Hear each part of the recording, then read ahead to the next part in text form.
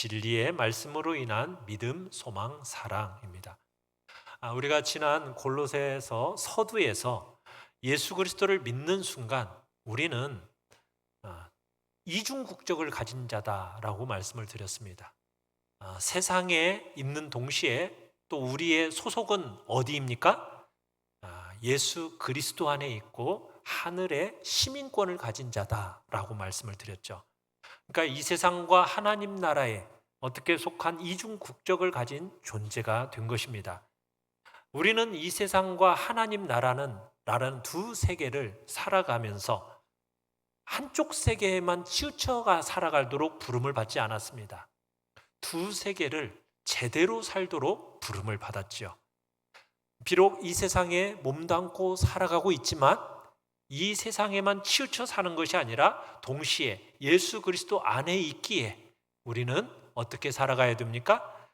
하나님 나라를 또 사모하면서 이 두 세계를 균형 있게 잘 살아가는 도록 우리는 힘써 믿음을 사용하도록 부르심을 받은 겁니다.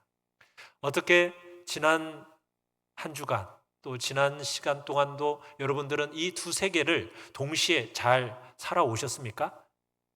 또한 두 세계를 자녀들을 잘 양육하면서 잘 살아오셨습니까? 정말 예수 그리스도를 제대로 믿고 또 교회 안에서 서로를 섬김으로써 은혜와 평강을 누려왔는가? 우리가 이 시간 돌아보면서 오늘 본문도 시작하겠습니다.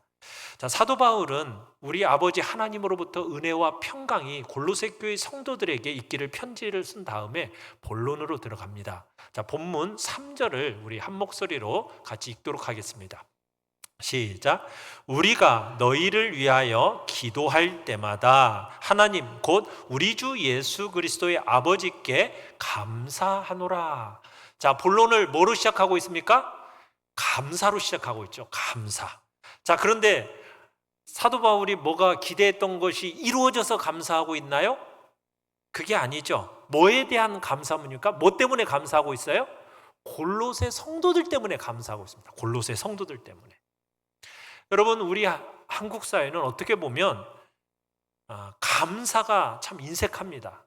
감사를 표현하는데 인색한 면이 없지 않아 있어요.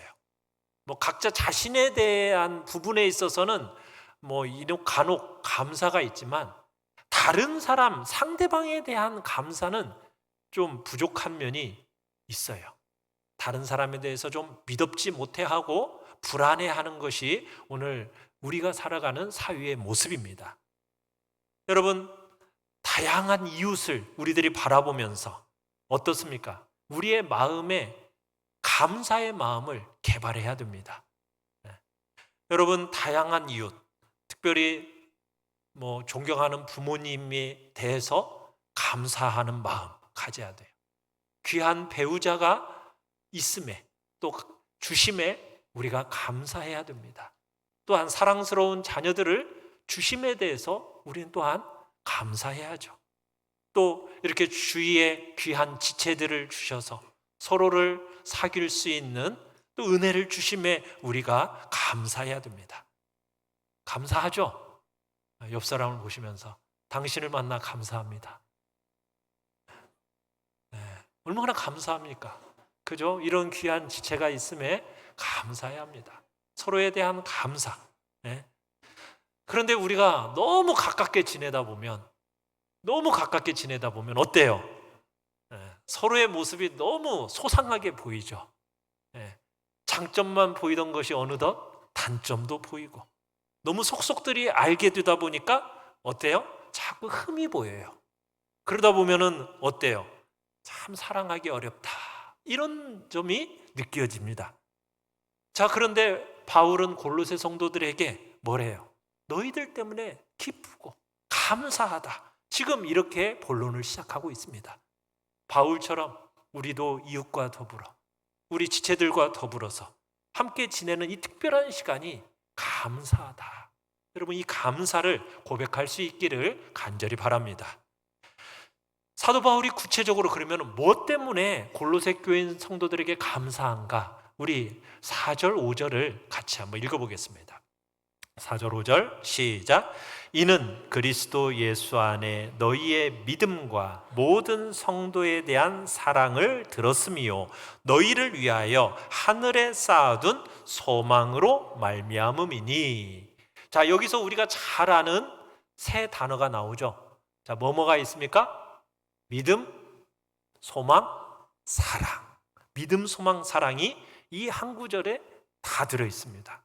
사도 바울은 지금 골로새 교인들을 향하여 믿음의 소문으로 인하여서 서로를 향한 사랑의 이야기 때문에, 그리고 하늘에 쌓아둔 그 소망을 가진 것으로 인하여서 지금 골로새 교인들에게 뭐 하고 있습니까? 기뻐하고 감사하고 있다고 얘기하고 있어요. 하나님이 한 영혼을 위해서 일하실 때 여러분 그 사람을 간섭하고 만나주신다라는 여러분 그 표시와 증거가 무엇이냐? 믿음과 소망과 사랑입니다. 이 믿음과 소망과 사랑, 이것이 한편에서는 한 영혼을 찾아와 만나주시고 복을 주시는 중요한 표시입니다. 하나님께서 우리를 만나주시고 우리와 복 주시는 중요한 표시가 바로 믿음, 소망, 사랑이에요. 또한 우리 편에서 성도가 이 땅에서 누릴 수 있는 핵심 경험이 바로 믿음, 소망, 사랑입니다. 우리가 주님을 만나서 여러분 주님께서 우리 생애 속으로 들어오시면 우리가 믿음과 소망과 사랑을 경험하게 됩니다. 자, 우리 1번 같이 한번 읽어보겠습니다. 1번입니다. 시작. 그리스도 예수 안에 있는 믿음. 여러분, 하나님과 바른 관계 속에 들어가는 첫 번째 단계는 뭐냐? 믿음입니다. 믿음. 성도는 이 믿음을 통해서 하나님과 바른 관계를 맺을 수 있는 거예요. 바울은 이 믿음을 단순히 그냥 믿음이라고 말하지 않습니다. 여러분 4절을 다시 한번 자세하게 한번 살펴보십시오. 4절에 보면은 무슨 믿음이라고 이야기를 하고 있어요? 이는 뭐라고 얘기하고 있어요? 그리스도 예수 안에 있는 너희의 믿음, 이렇게 얘기하고 있죠. 그냥 믿음이 아닙니다. 그냥 뭐가 잘 되기를 바라는 어떤 긍정적인 마음, 이게 믿음이 아닙니다. 뭐 밝은 미래에 대한 희망, 이것을 품었기 때문에 나오는 그것을 가리켜서 믿음이라고 얘기하지 않습니다. 여러분, 성경은 그런 것을 믿음이라고 얘기하지 않고 믿음이 뭐냐? 성경이 말하는 믿음은 무엇이냐? 어떤 믿음이라고요? 그리스도 예수 안에 있는 믿음. 그리스도 예수 안에 있는 믿음을 얘기하고 있어요. 예수님에 대한 믿음입니다. 예수님의 그러면 무엇에 대한 믿음입니까? 여러분, 예수님에 대해서 여러분 무엇을 믿고 계십니까? 예수님의 그 인격과 성품에 대한 믿음입니다. 여러분, 예수님이 누구이십니까? 예수님은 하나님이신 동시에 사람이십니다. 믿으십니까? 여러분, 예수님이 하나님이시면서 사람인 그분이 이 땅에 오셔서 하신 일을 믿는 것입니다. 그분이 무슨 일을 하셨죠? 예수님이 이 땅에 오셔서 무슨 일을 하셨습니까? 33년 동안 생애를 사시고 우리의 죄를 위하여 고난받고 십자가에 달려 죽으셨습니다. 그리고 죽으심으로 끝나지 않았죠. 그 다음에 그분은 3일 만에 다시 부활하셨습니다. 그리고 승천하셨습니다. 그걸 믿는 것입니다. 이 사실을 믿는다라는 것은 여러분, 우리가 예수 그리스도의 그 십자가의 구속의 공로에 의해서 이제는 하나님 앞에 당당하게 설 수 있음을 믿는 것입니다.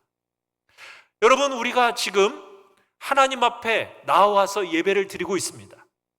우리가 감히 어떤 자격을 가지고 하나님 앞에 여러분 나와서 예배를 드리십니까? 우리의 자격으로 하나님 앞에 당당하게 설 수 있습니까? 없습니까? 우리의 자격으로는 하나님 앞에 설 수가 없습니다. 오직 예수 그리스도께서 우리의 죄를 용서하시고 우리가 구원받았기 때문에 우리가 이 자리에 나와 하나님 앞에 예배 드릴 수 있게 된 겁니다. 우리가 하나님 앞에 예배 드리러 나올 때마다 면목 없는 거 다 인정하시죠? 우리가 비록 한 주간 아등바등하면서 믿음으로 산다고 애써 봤지만 오늘 딱 나왔을 때 어때요? 뒤돌아보면 하나님께 죄송한 부분이 있지 않습니까? 여러분, 부끄러운 마음 다 인정하고, 그렇다고 해서 그 하나님 앞에 나올 때 저 뒷자리에서 그냥 쭈그려 앉아서 예배 드리다가 그냥 신속하게 나가버리는, 그렇게 도망쳐 나갈 필요가 있어요, 없어요? 그럴 필요는 없습니다. 왜요? 예수 그리스도의 십자가의 공로가, 그분이 십자가에 달려 찢기신 그 몸의 고난이 하나님과 우리 사이에 막혀져 있던 그 담을 허물어 버렸어요. 성막에는 지성소와 성소라는 곳을 딱 가로막는 휘장이 있습니다. 그 휘장이 예수님께서 십자가에 달려 돌아가실 때 어떻게 되었죠? 위에서부터 아래로 쫙 찢어졌습니다. 그러면서 우리가 하나님께로 나아갈 수 있는 길이, 새롭고 산 길이 열렸습니다. 그래서 우리가 이제 예수 그리스도를 믿는 믿음으로 당당하게 하나님 앞에 나아갈 수 있게 되어진 거예요. 비록 나는 부족하죠. 나는 연약합니다. 그렇지만 우리는 예수 그리스도를 믿는 믿음 때문에 자격 없는 존재임에도 불구하고 그 예수 그리스도의 귀한 공로를 신뢰하고 의지함으로 하나님 앞에 당당하게 나아가서 그분 앞에 설 수 있게 된 것입니다. 믿으십니까? 여러분, 우리는 흠 많고 점 많고 티 많은 존재들입니다. 정말 허물투성이에요. 그러나 예수님께서 행하신 그 일을 붙들고 담력을 가지고 우리가 하나님 앞에 서는 거예요. 바로 이것이 예수 그리스도를 믿는 믿음으로 하나님 앞에 담력을 가지고 서는 믿음인 것입니다. 여러분, 이 믿음 가지고 계십니까? 우리가 이 믿음으로 지금 하나님 앞에 섰어요. 자, 여러분, 믿는다라는 것이 무엇입니까? 믿는다라는 것은 단순히 내가 이 진리에 대해서 머리로 이해하고 지적인 동의만을 믿음이라고 말하지 않습니다. 여러분, 우리가 진리에 대해서 지적으로 동의한다고 해서 그게 전부 믿음이 아니에요. 머리로 이해가 되어졌으면 그 다음엔 어디로 내려와야 돼요? 우리의 가슴으로 내려와서 정서적인 사랑이 느껴져야 됩니다. 그렇죠? 그리고 그 정서적인 사랑이 동기가 되어서 하나님 앞으로 돌아서는 의지적 결단이 우리 안에 있어야 되는 거예요. 지정의라는 인격적인 믿음이 함께 동반되는 것이 진정한 믿음인 것입니다. 여러분, 머리로는 알고 있는데 우리의 마음속에 그 진리에 대한 사랑이 없다면 그것은 진정한 믿음이라고 말할 수가 없습니다. 진리는 동의하는데 그 가슴에서 그 진리가 사랑으로 느껴지지 않는다면 그것은 진정한 기독교가 말하는 믿음이 아니라는 거예요. 성경이 말하는 믿음은 뭐라고요? 우리의 지적인 동의와 정서적인 사랑과 의지적인 결단이 함께 동반되는 인격이 담겨진 믿음, 그 믿음이 진정한 믿음인 거죠. 그 믿음으로 우리가 하나님 앞에 서게 되는 것이고, 그 믿음을 가진 자가 당당하게 하나님 앞에 서서 우리가 예배를 드릴 수 있게 된 것입니다. 자, 이런 믿음으로 하나님과 바른 관계 안에 들어가면 어떤 일이 일어나게 될까요? 자, 2번을 같이 한번 읽어보겠습니다. 2번입니다. 시작. 모든 성도에 대한 사랑. 여러분, 하나님과 바른 관계에 들어가면, 믿음으로 관계에 들어가면 어떤 일이 생긴다고요? 모든 성도에 대해서 어떻게 하게 된다? 사랑하게 됩니다. 사랑하게 됩니다. 사랑을 배우게 됩니다.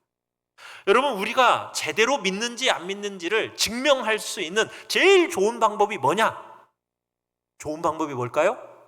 내가 진짜 믿음이 있는가 없는가, 그것을 알 수 있는 좋은 방법이 뭘까요? 내가 다른 사람을 참되게 사랑하고 있는가를 보면 된다는 거예요. 사랑하고 있는가. 성경이 우리에게 제시하는 기준입니다. 교회를 다니는 것이 믿음이 있다라는 기준이 아니라는 거예요. 그게 증명될 수 없다라는 거예요. 여러분, 어떤 종교적인 체험이 내가 체험한 것으로 그 체험이 나의 믿음의 증거가 되는 게 아니라는 거예요. 나의 믿음의 증거는 체험이 아닙니다. 무엇이라고요? 사랑입니다. 사랑. 여러분, 체험이라는 것은 기독교에만 있는 게 아닙니다. 다른 종교에도 종교적인 체험이 있습니다. 기독교에만 병이 낫는 게 있는 게 아니에요. 다른 종교에도 병 낫고 기적들이 일어납니다. 그것이 진정한 종교를 보장해 주는 게 아니라는 거예요. 체험이 보장해 주는 게 아니에요. 성도가 정말 주님과 바른 관계 안에 들어가 있다라는 그 중요한 표시는 뭐라고 성경은 얘기하고 있다고요? 사랑이라고 얘기하고 있다는 거예요. 정말 사랑이신 주님을 만났다면 그 사람은 사랑할 수밖에 없다라는 겁니다.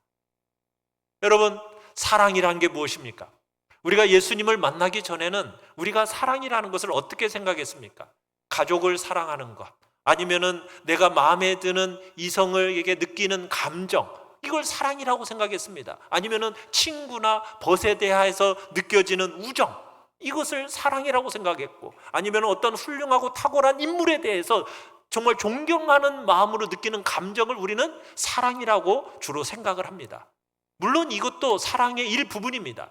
그렇지만 이런 사랑에는 왜곡과 오류가 많습니다. 그런 사랑은 사랑의 모양은 가지고 있지만 그 안에 불순물이 너무 많이 끼어 있어요. 어떤 불순물이 끼어 있습니까? 그 모든 사랑의 중심에는 자기가 들어있어요. 자기중심적인 사랑입니다. 그 내용을 살펴보면 죄를 가지고 태어난 모든 인생의 근원에 깔려있는 자기중심적 사랑으로 다 확장된 것일 뿐입니다. 다 자기중심적이에요. 사랑이라는 이름으로 포장은 되어 있지만 얼마나 변덕스럽고 얼마나 쉽게 바뀌고 소멸되는지 모릅니다. 그러나 여러분, 기독교의 사랑, 우리가 주님을 만남으로써 여러분 받게 되는 사랑은, 그 사랑은 영원하고 변함없는 사랑입니다. 왜? 내가 받은 사랑이 영원하고 변함없인 주님으로부터 받은 사랑이기 때문입니다. 여러분, 어떤 사랑을 배우십니까? 우리가 주님으로 말미암아 믿는 믿음으로 배우게 되는 사랑은 나와 아무 이해관계가 없는 사람일지라도 사랑하는 법을 배우게 됩니다. 그런 관계 속에서 아끼고 사랑하는 것이 무엇인지를 배우게 되는 거예요. 그런데 세상의 사랑은 전부 조건적입니다. 조건적이에요. 다 나와 관계 있는 것만 사랑을 해요. 그렇지 않습니까? 내가 원하는 타입이니 사랑한다. 내가 동경하는 인물이니 사랑한다. 나와 직간접적으로 연결되어 있으니 사랑한다라고 하면서 다양한 그런 모습들이 다 뭐예요? 자기중심. 그러나 주님을 만난 사람은 내가 비록 만나본 적이 없다 할지라도 사랑하기 시작한다는 거예요. 8절을 한번 같이 합니다. 오늘 본문 8절을 한번 읽어볼까요? 8절 시작. 성령 안에서 너희 사랑을 우리에게 알린 자니라. 자, 7절에 보시면 골로새 교회를 세운 에바브라라는 사람이 나옵니다. 그 에바브라를 통해서 바울의 이야기를 듣게 돼요. 그러자 골로새 교인들이 바울을 사랑한다라고 고백합니다. 바울을 본 적이 있어요, 없어요? 골로새 교인들은 바울을 본 적이 없어요. 그런데도 사랑을 합니다. 여러분, 우리는 주로 생각할 때 뭐예요? 사랑해야 친해질 수 있다라고 생각을 해요. 그게 아니라는 거예요. 우리는 친해져야 그리고 사랑이 가능하다고 생각해요. 아니에요. 성경은 뭐라고 얘기하냐? 내가 먼저 사랑하고 그 다음에 친해질 수 있다. 여러분, 우리의 마음에 안 드는 사람들이 있죠? 때로는 원수 같은 사람도 있고, 정말 나를 힘들게 하는 사람들, 그런 사람들 있잖아요. 그런 사람들 우리 끝까지 포기하지 않고 사랑해야 합니다. 사랑해야 돼요. 사랑하기 힘든 사람 우리 만나잖아요. 정말 가까이 하고 싶지 않은 사람 우리가 만나잖아요. 그런데 성경은 그런 사람들을 사랑하게 된다라는 거예요. 사랑하게 된다는 거예요. 정말 안 될 것 같아요. 그런데 사랑하게 된다는 거예요. 어떻게 그 일이 가능합니까? 8절에 보시면은 뭐라고 얘기하고 있어요? 성령 안에서. 내 속에 성령이 들어와 계시기 때문에 그 일이 가능해진다는 거예요. 성령 하나님이 우리를 내버려 두지 않으시고 자기중심적인 사랑에 빠져있는 우리를 그 안에만 빠져있지 않도록 만드시고 다른 사람을 소중하게 생각하도록 그렇게 사랑하도록 만드시는 분이 바로 성령 하나님이십니다.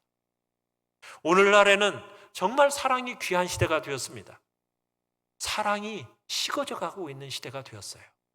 과학은 발전하고 정말 못할 일이 없을 정도로 정말 부유해져 가긴 한 것 같은데, 여러분, 부유해졌는데 어떻습니까? 과거에 비하면은 사랑이 더 풍성해졌습니까? 사랑이 더 식어져 버렸습니까? 사랑이 식어져 버렸어요. 오히려 사랑에 목마른 시대가 돼버렸습니다. 그렇지 않습니까? 현대인들은요, 자기 자신을 끝까지 믿어주고 포기하지 않고 책임있게 사랑해 줄 사람을 찾고 있습니다. 왜냐하면요, 부모도 자식도 배우자도 그 누구도 끝까지 나를 믿어주고 끝까지 사랑해주는 사람을 찾기가 어려운 시대가 돼버린 거예요. 믿지 못하는 시대가 돼버렸어요. 너무 안타깝죠. 그래서 서로에 대해서 어떻습니까? 상처받지 않으려고 고슴도치처럼 털을 고추 세우고, 그리고선 어떻게 해요? 너 여기까지만 와. 너 좀 더 가까이 오면 찌른다. 찔린다. 그러면서 서로에 대해서 어떻게 해요? 더 이상 일정 거리를 유지하면서 상대방을 대하는 것이 오늘 이 시대가 된 거예요. 그래서 수많은 사람들이, 많이 사람들이 모여 있는데도 불구하고 그 군중 속에서 소외감을 느낍니다. 고독을 느끼며 살아가는 거예요. 그게 오늘 우리가 살아가는 이 시대입니다. 사랑하는 성도 여러분, 오늘 이 시대 속에서 하나님은 우리에게 믿음을 가진 자라면 어떻게 하기를요? 사랑하기를 요구하고 계십니다.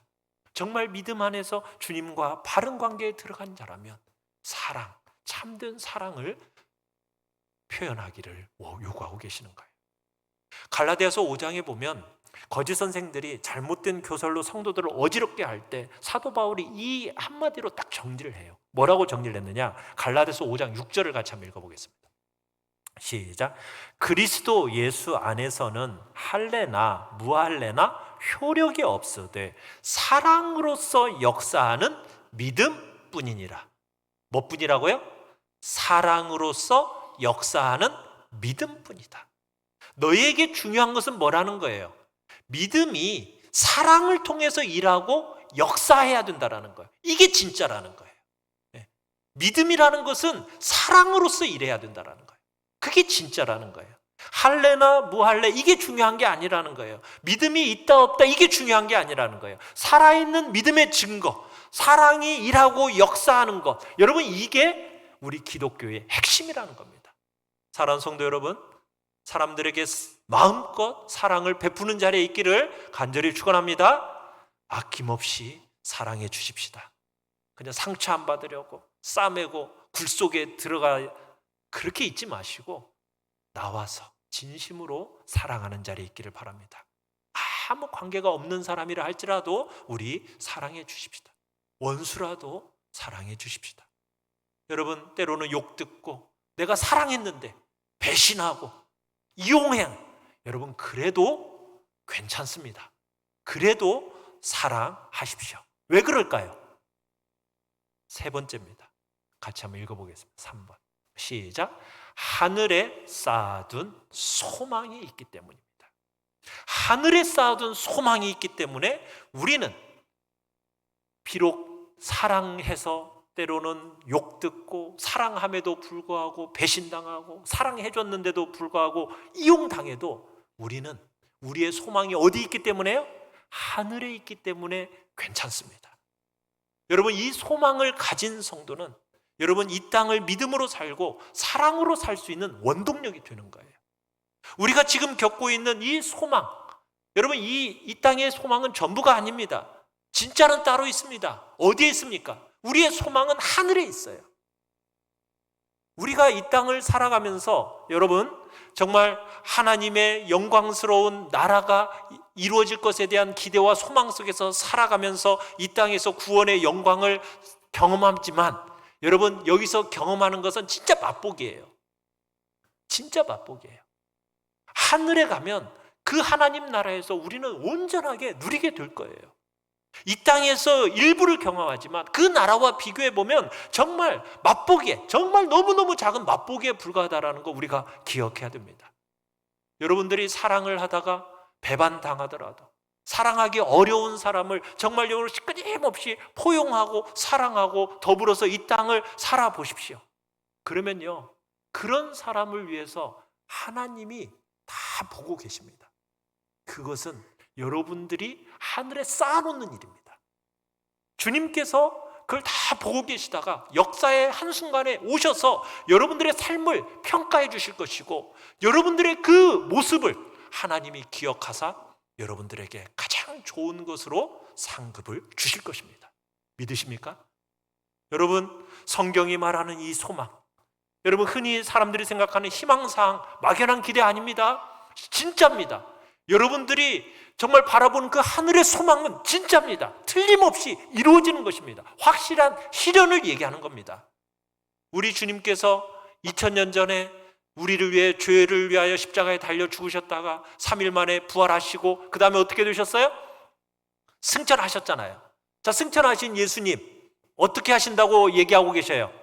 다시 오신다고 약속하셨습니다. 다시 오셔서 우리의 삶을 온전히 회복시켜 주신다라고 약속하셨습니다. 그 약속 이루어집니까? 안 이루어집니까? 반드시 이루어집니다. 여러분, 우리가 이 땅을 사는 동안 얼마나 많은 아픔을 겪습니까? 우리의 삶이 눈물에 눈물을 잇대는 것이 우리의 인생이라고 말하지 않습니까? 우리가 기쁘고 이 땅에서 행복한 그런 순간이라 할지라도 항상 근심과 걱정이 정말 우리 한쪽 귀퉁이를 끊임없이 비집고 들어오지 않습니까? 그것이 우리가 살아가는 이 땅에서의 삶입니다. 그런데 주님께서 이 땅에 다시 오시면 여러분, 그 나라에서는 더 이상의 아픔도 없습니다. 슬픔도 없습니다. 탄식도 없습니다. 눈물도 없는 그런 새하늘과 새 땅, 그리고 더불어서 완전한 부활의 몸으로 우리가 다시 일어날 것입니다. 그 영광을 담아낼 수 있는 존귀가 우리의 몸으로서 다시 일어설 것입니다. 여러분, 믿으십니까? 그 소망을 가지고 우리가 이 땅을 살아가는 것입니다. 사랑하는 성도 여러분, 주님이 다시 오실 그날, 그분이 반드시 가지고 오실 것입니다. 이 소망 때문에 우리는 이 땅에서 살아가는데 지치지 않는 거예요. 사랑하면서도 지치지 않고 반드시 주님이 이 땅에 오셔서 반드시 이에 대한 합당한 보상이 있을 것을 우리는 기대하면서 예수님을 신뢰하고 의지하면서 믿음으로 살아가는 것입니다. 이게 하늘에 쌓아둔 소망을 가진 자의 모습인 것입니다. 어떤 사람들은 비난합니다. 기독교는 이런 게 문제라는 거예요. 왜 자꾸 무슨 이 세상을 더 낫게 만드는 구체적인 것들을 대안을 내놔야지 자꾸 하늘을 바라본다고 천국을 소망하는 거, 이것이 마치 뭐 같아요? 자꾸 직접적인 도움을 주지 못하는 그런 거라고 자꾸 비난을 합니다. 아닙니다. 여러분, 기독교가 현실적이지 않다라고 자꾸 이야기를 하지만 여러분, 이것이, 이 소망을 가진 것이 진짜입니다. 우리 기독교는 입에 단 거 하나 딱 던져주고 끝나는 그런 종교가 아니거든요. 멀리 돌아가는 것 같지만 여러분, 당장 필요가 채워지지 않은 것 같지만 여러분, 현재 문제를 당장 해결하지 못하는 것 같지만 여러분, 우리의 문제를 해결하는 가장 확실한 방법은 뭐냐? 기독교가 말하는 하늘의 소망입니다. 이 소망을 여러분 마음속에 쌓아두시고 하늘에 직접 여러분들의 삶을 통해 쌓아두는 자리에 있기를 간절히 바랍니다. 여러분, 우리의 인생이 얼마나 짧고 덧없습니까? 여러분, 어느덧 나이가 70, 80이 든 것이 너무 언제 이렇게 됐지? 그러죠. 잘 살아왔다라고 뭐 말씀하시는 분도 있겠죠. 뭐 수능 시험 보는 애들은 야, 진짜 그 나이라면 내가 못할 게 없겠다, 이렇게 생각도 드시겠죠.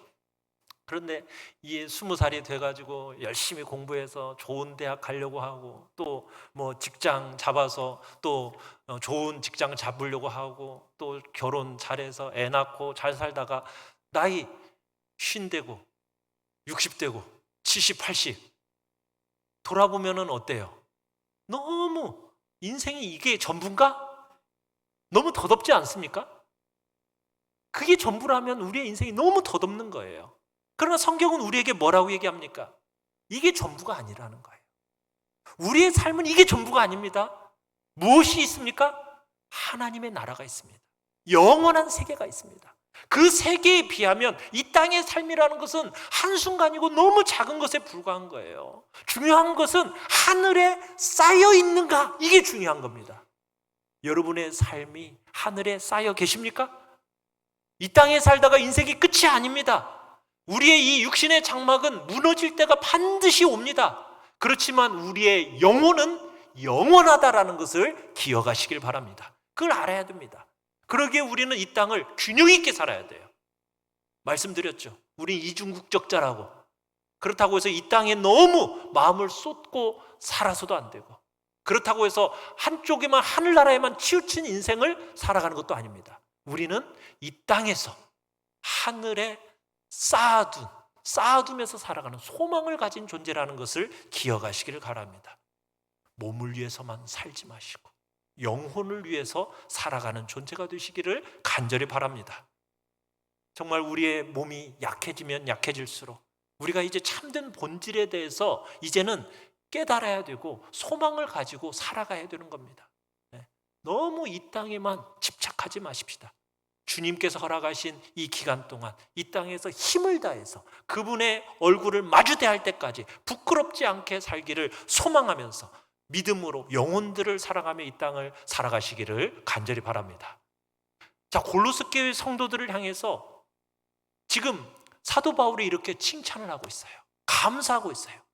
근데 골로새 교회가 오래된 교회가 아닙니다. 연륜 있는, 신앙의 연륜이 그렇게 긴 교회가 아닙니다. 어떻게 보면 신앙의 연륜이 짧은 교회예요. 그럼에도 불구하고 믿음이 있고 성도들을 향한 사랑이 있고 하늘에 쌓아둔 소망이 있는 이런 것으로 인해서 바울이 지금 감사하고 그로 인해 위로받고 즐거워하는데, 어떻게 지금 이 골로새 교회 성도들이 이런 자리에까지 들어가게 되었을까요? 어떻게? 4번 같이 한번 읽어보겠습니다. 시작. 복음 진리의 말씀을 들은 것으로 일이 가능하게 되었습니다. 본문 5절을 같이 한번 읽어보겠습니다. 5절입니다. 시작. 너희를 위하여 하늘에 쌓아둔 소망으로 말미암음이니 곧 너희가 전에 복음 진리의 말씀을 들은 것이라. 복음 진리의 말씀을 들었기 때문이라는 겁니다. 여러분, 한국교회는 자꾸 과거에 체험 위주의 신앙을 굉장히 강조했습니다. 체험한 사람이 마치 어떤 종교적인 황홀경을 경험해야만이 그게 진짜 믿음이고 변화가 있을 것처럼 이야기하고 그렇게 가르쳤어요. 근데 기독교는 그런 종교가 아닙니다. 물론 기독교 안에 어떤 체험이 없다는 얘기가 아닙니다. 하나님과 나만 아는 어떤 특별한 경험들, 비밀들이 여러분들 각자 개인들이 가지고 있을 걸로 저는 믿습니다. 누구에게 말하고 싶지도 않은 정말 주님과 나만의 강한 체험들 각자 가지고 있을 거예요. 신비스럽고 영광스러운 현상 당연히 우리 기독교 안에도 있습니다.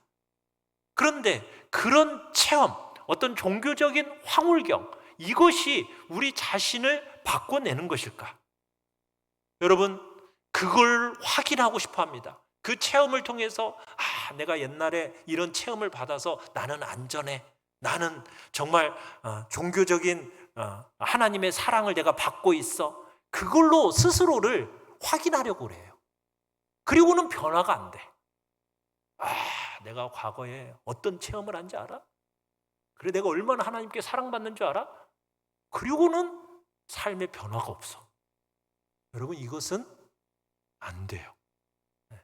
특별한 체험이라는 종교적인 명분을 가지고 자신을 바꾸지 않아도 된다라는 어떤 나는 구원받았다는 안정감을 누리려고 한다면 그건 진짜 믿음이 아닙니다. 진짜 믿음은요, 그게 아니에요. 성경은 그렇게 종교적인 어떤 안정권의 어떤 안전 보장권을 발부하는 그런 종교로 기독교가 있는 게 아닙니다. 기독교는 끊임없이 우리의 변화를 촉구합니다. 변화. 어떤 신령한 영적 체험을 했어도요, 자신이 바뀌어야 되는 거예요. 바뀌지 않는다면 그 사람의 믿음은 진짜가 아니에요. 어떤 방식으로 그러면 우리 자신이 바뀌어야 된다고 가르칩니까? 바로 복음의 진리의 말씀으로 바뀐다라고 가르쳐요. 뭘로 바뀐다고요? 복음 진리의 말씀으로 바뀌는 거예요. 하나님은 우리가 연약하기 때문에 때로 다양한 체험과 다양한 도움을 주시는 거예요. 왜? 연약하니까. 그래서 체험의 과정을 주시는 거지 그게 전부가 아니에요. 그래서 우리의 삶은 어디에 자꾸 노출을 시켜야 되느냐? 하나님의 말씀에 노출시키는 것이 너무너무 중요한 거예요. 말씀은 그런 일을 가능하게 하는 거거든요. 그러면 어떻게 그렇게 되느냐? 우리 6절을 같이 한번 읽어보겠습니다. 6절 시작. 이 복음이 이미 너희에게 이르매 너희가 듣고 참으로 하나님의 은혜를 깨달은 날부터 너희 중에서와 같이 또한 온 천하에서도 열매를 맺어 자라는도다. 먼저는 복음이 이르러야 됩니다. 참 감사한 것은 우리 한국은 복음을 너무나도 자유롭게 받아들일 수 있는 복된 나라입니다. 너무너무 감사한 거예요. 그래서 그 복음이 우리에게 이르렀지 않습니까? 그 하나님의 말씀이 우리에게 이르렀어요. 자, 그러면은 그 복음의 진리의 말씀을 이르렀으면 어떻게 해야 돼요? 말씀을 듣고 난 다음에 어떻게 돼야 돼요? 하나님의 은혜를 깨달아야 돼요. 그러니까 기독교는 그냥 막연하게 착하게 살아라 이런 얘기를 하는 게 아니에요. 다른 사람들보다 조금만 더 훌륭하면 된다 이렇게 말하는 종교가 아닙니다. 기독교는 진리의 말씀이 이르르면 그 말씀을 듣고 그 말씀으로 말미암아 뭐 해야 된다고요? 하나님의 은혜를 깨달아야 되는 거예요. 깨닫는 종교입니다. 우리의 지각이 열리고 깨달아져야 돼요. 우리같이 자격 없는 존재를 향하여 베푸시는 그 하나님의 은혜에 대한 깨달음이 있어야 됩니다. 그 은혜를 받고 사람을 보는 눈이 바뀌고 세상을 보는 눈이 바뀌고 세상의 가치를 매기는 눈이 바뀌어야 되는 거예요. 깨닫고 달라지는 것이죠. 그러고 난 다음에 무슨 일이 일어납니까? 열매를 맺어 자라게 된다는 거예요. 여러분, 이 성경은 너무나도 귀한 말씀입니다. 하나님의 말씀입니다. 다른 책과는 달라요.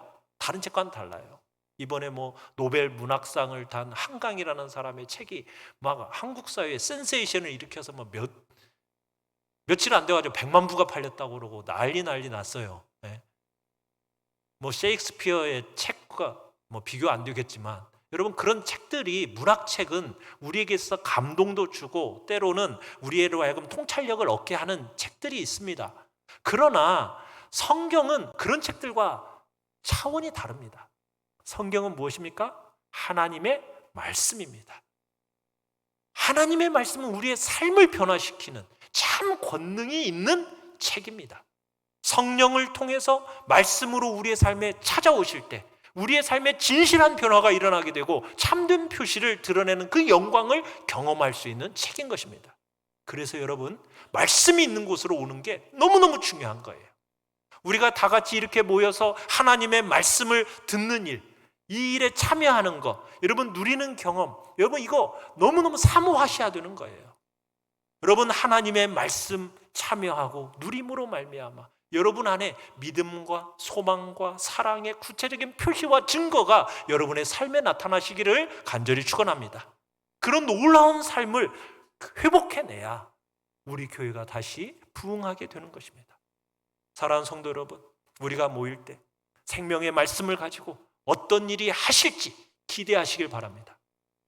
하나님의 말씀, 그리고 그 말씀 안에서 성도회를 향한 믿음과 소망과 사랑을 가지고 그 믿음의 부흥이, 사랑의 영광스러운 수고가, 그리고 소망의 인내들이 회복되는 복된 자리에 우리 모두가 있기를 간절히 바랍니다.